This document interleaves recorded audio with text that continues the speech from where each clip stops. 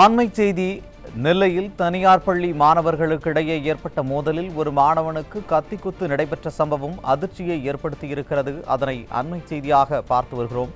பாளையங்கோட்டையில் உள்ள தனியார் பள்ளியில் 8ஆம் வகுப்பு படிக்கும் மாணவர்களுக்குள் மோதல் ஏற்பட்டது. அதில் ஒரு மாணவன் கத்தியால் குத்தியதில் படுகாயமடைந்த மற்றொரு மாணவன் மருத்துவமனையில் சிகிச்சைக்காக அனுமதிக்கப்பட்டுள்ளார்.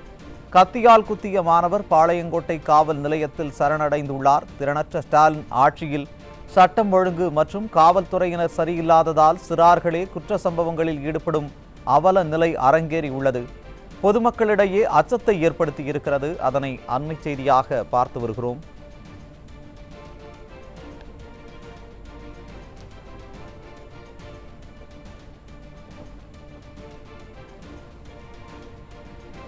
நெல்லையில் தனியார் பள்ளி மாணவர்களுக்கு இடையே ஏற்பட்ட மோதலில் ஒரு மாணவருக்கு கத்திக்குத்து நடைபெற்ற சம்பவம் அதிர்ச்சியை ஏற்படுத்தி இருக்கிறது. அதனை அண்மைச் செய்தியாக பார்த்து வருகிறோம். பாளையங்கோட்டையில் உள்ள தனியார் பள்ளியில் 8ஆம் வகுப்பு படிக்கும் மாணவர்களுக்குள் மோதல் ஏற்பட்டது.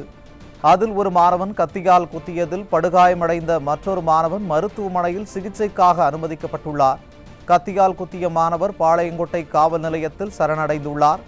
திறனற்ற ஸ்டாலின் ஆட்சியில் சட்டம் ஒழுங்கு மற்றும் காவல்துறையினர் சரியில்லாததால் சிறார்களே குற்ற சம்பவங்களில் ஈடுபடும் அவல நிலை அரங்கேறியுள்ளது.